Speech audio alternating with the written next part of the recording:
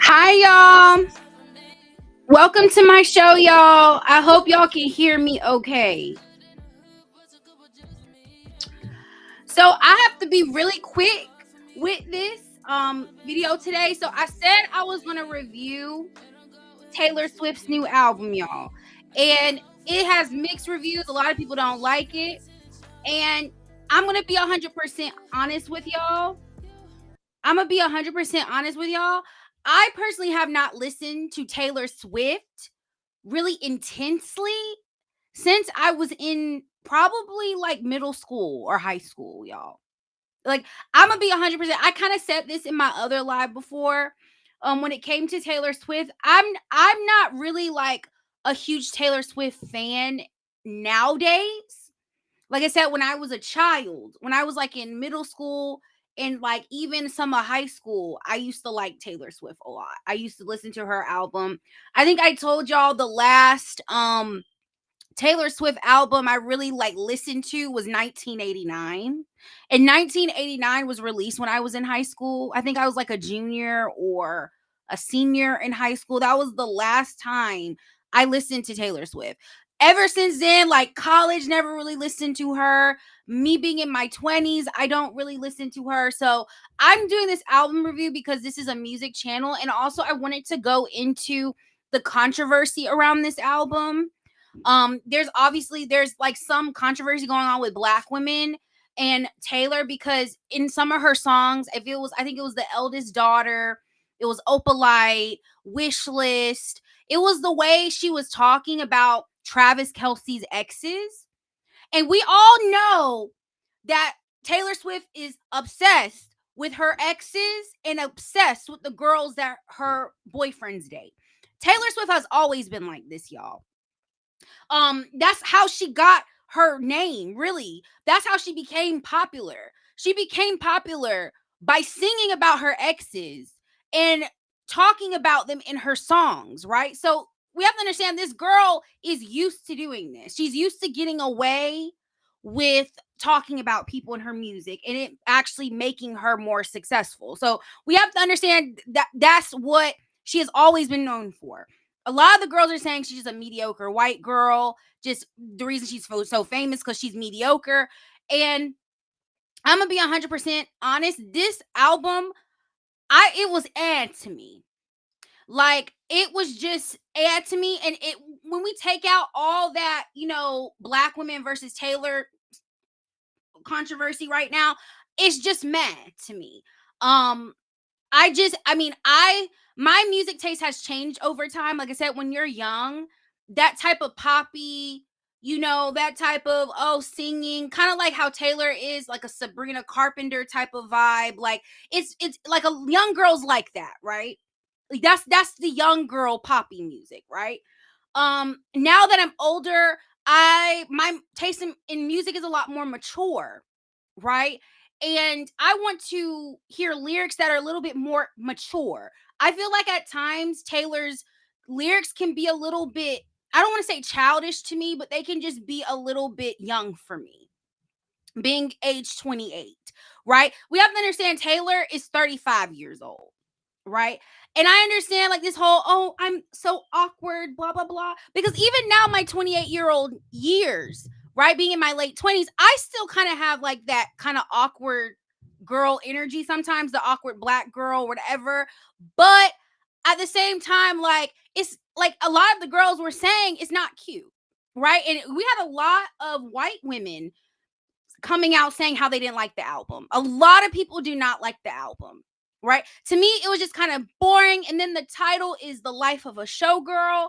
You get what I'm saying? So it's like I'm expecting big band, right? I'm expecting Broadway, right? I'm expecting like just big, right? Oh, I'm expecting big with the instrumentals, with the background. I'm expecting like pop, right? Really, I'm just gonna be showing out because I'm a showgirl.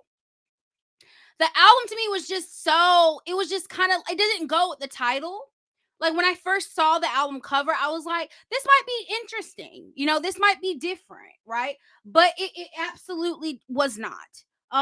it didn't do for me. Like some of the lyrics was too slow for me. It was just too slow. Like I told y'all a million times I was going to do this album review, y'all. And y'all know how long it took me to get through this album, right? Versus Cardi B's new album, it didn't take me long to get through that because it was a no stop album. Like I could get through it. It was no stops, no skips, no nothing. This album, it was just like, I gotta kind of listen to this today. Like like, oh, I gotta listen to this. It was just kind of like hard for me to listen to, right? I think the positive aspects of the album was it did have like a folky vibe. Like I said, when it comes to any sort of folk music or alternative, kind of slower alternative music, I have to be in the mood for it, right? I just have to be in the mood for it. You get what I'm saying? Um, so her album is like a type of album you kind of have to be in the mood for. Like, oh, I'm gonna have to go slower today. I'm gonna have to listen to music that's slower today, right? That's kind of how I felt about the album overall. But it did have a vintage sound to it. You can tell she's influenced by a lot of the classic artists. You can tell like there is influence there from the past, but at the same time, the album to me was just not giving what needed to be given. I thought the title did not match the vibe of the album. It was hard for me to just listen to it. Like I said, I was expecting just big instruments. Like I was expecting like the band or something, like something that was just giving, right? You get what I'm saying? But it just didn't match the title to me. So when I look at it from just like a critiquing artist standpoint, it's not necessarily an album that I'm into. Now, if you're into, like I said, folk music, you're into kind of like slower, like kind of like even kind of slower country music a little bit. Um, if you're into like a very vintage sound, like you're into something that's a little bit more slow, then you might like the album. You know what I'm saying? You might like it. If you're a black woman, you might not like it. If you're a woman who just isn't like into like the whole cattiness. Oh, I'm talking about my man's exes, blah, blah, blah. How I'm so down to earth. I'm so genuine, and his exes are just these bad bees. And, they just want him because they want Balenciaga. Like, it just kind of gave pick me to me. Like, and I see why the album does have a lot of controversy, but I'm going to show a few clips, y'all, of people just talking about the controversy when it came to the album with black women specifically. When I first listened to the album, I didn't really catch on to it until Wish List, right? Opalite, it was kind of like the lyrics were a little subtle. They were jabbing at Taylor, Kayla Nicole. I was about to say Taylor. Kayla Nicole, which is Kelsey's ex-girlfriend. This girl needs a break. People need to just leave the girl alone. I'm tired of people talking about her. Like, Kayla not bothering y'all. And I just think, in a way, Taylor was also kind of irresponsible because it's like, you should have said something. You should have defended Taylor. Like, I should have defended Kayla. I'm sorry, I keep on calling Kayla Taylor. You should have defended Kayla in some sort of way. Like, she's never done anything to you. But I'm gonna play this clip, y'all, just talking a little bit more about the controversy around the album. To be resentful of black women, or at least deeply. Taylor Swift has revealed herself to be resentful of black women, or at least deeply insecure when it comes to comparing herself to black women. In the song Opalite, Taylor is referencing Travis Kelce's ex-girlfriend, Kayla Nicole. The lyrics of Opalite include, "You were dancing through the lightning strikes, sleepless in the onyx night, but now the sky is opalite." So Taylor is not only using the lyrics in the song to talk about how she is so much better for Travis than his ex-girlfriend is, which is inconsiderate on its face. What did that lady ever do to you? But she is choosing choosing to do that using the imagery of onyx, which is typically black, and opalite, which is typically white. Or in Eldest Daughter, Taylor says, "I'm not a bad bitch, and this isn't savage, but I'm never gonna let you down." The language of bad bitch and savage are primarily associated with black women, at least in this context, especially black women in hip hop. Both make me think of Megan Thee Stallion immediately. And there were rumors that Travis was trying to holler at Megan back in 2023, shortly before Travis and Taylor started dating. So I read this lyric as, "Sorry, I'm not a hot, cool black woman like he usually dates." Or in Wishlist, she says they want a fat ass and a baby face. Big booties are not unique to black women, but if we're all being honest here about the associations of black women's bodies over the last 400 years, big booties are and have been associated with black women. Now, could I understand why Taylor might be insecure about this? Yeah. Knowing that thousands, if not millions of people are looking at your man's exes and then looking at you like, huh? Would make me insecure too. But to be even relatively conscious of the trope of white men dating black women until it's time to settle down and have white babies, or the trope of men dating black women until they get richer or more famous, or to know the way that Kayla Nicole has been dragged to hell and back because her high-profile ex, a white man, started a very public relationship with one of the biggest pop stars in the world, a white woman, and how many people hurled racist jokes at her and black women generally for it, to know all that and still dunk on her one more time to your millions of loyal fans. For this to come up on at least 3 different songs in one album, for her to play into harmful tropes that she has to be aware of, and for so many of Taylor's fans to not notice or just not care, this album is simply not for me. There is enough thinly veiled racial resentment in the world toward black women. I don't need it in my pop bops.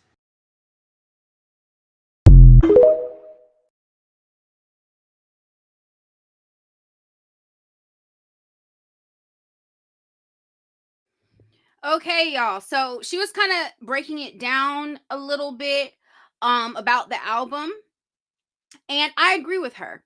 Like I agree with her. Like I said, like in my older adult years, I've never been a huge Taylor Swift fan.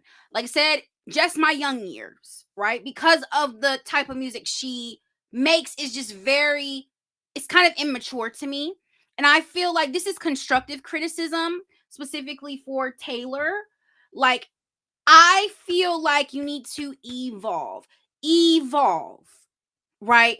We need to stop. Like, I mean, she's always been known for just talking about people in her music, right? Like her music is like her diary, right? That's what initially got her popular in the first place. And then when that whole VMA situation happened with Kanye West, I think that really made people want to support her even more.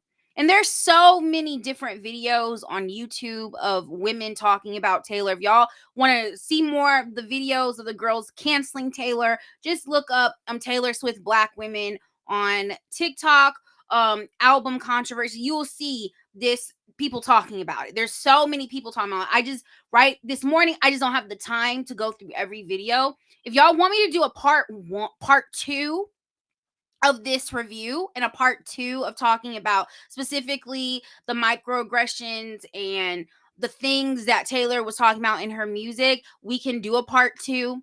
I just, it's just a lot to unpack, and just we're continuing to push this Jezebel stereotype when it comes to black women. And like I said, Travis Kelsey's ex-girlfriends, all of them were black. Every single one of them were black. Many of Taylor's past boyfriends are currently with black women, or currently dating black women, including Calvin Harris. I think Harry Styles is talking to a black girl right now. And I feel like specifically a lot of white men are wanting to date interracially now. And I feel like Taylor does have this jealousy, this intimidation when it comes to black women, right? Black women need to be taken care of, right? Just because a black woman is with a white man doesn't mean she's with him for money, with him because she wants Balenciaga, right? A lot of black women are not going to date white men, really, unless it's genuine. It's when it comes to the other way around, even based on statistics, black women being with white men the length of the relationships, the long lasting success is much higher than all the other couplings combined. So a lot of the time, a white man and a black woman are not going to get together unless it's genuine. It just is what it is. A black woman is not going to get with a white man unless it's genuine. Black women are very race loyal, right? And so I think the music and the lyrics were kind of perpetuating a stereotype about black women, saying black women, oh, my man was with his exes and they just want Balenciaga, and I'm the innocent white girl who just wants my man because I love him, because I have a genuine connection with him, because I'm the genuine girl next door, and all these bad bees, all these black girls who are bad bees with big butts, they don't really care about you like that. Like, I didn't like that. I did not like that. Right. And like I said, I've been listening to the album probably for about a week or so. Almost a week, because the album came out last Friday. But it took me a while to get through it because I was like, this is hard for me to listen to. Right? So yeah, but other than that, that's my part one of this album review, y'all. I hope y'all enjoyed this album review. You can follow me, all my socials are down below. You can like, follow, subscribe. I always appreciate when people engage in my content and want to uplift me. Again, you can tell me in the comments, did you like the album? Did you, dislike the album? How did you feel like Taylor was just perpetuating black female stereotypes in the music? What do y'all think? So yes, but I have to go, you guys. Again, I wish y'all a wonderful rest of your day, and I'll talk to y'all later. Bye.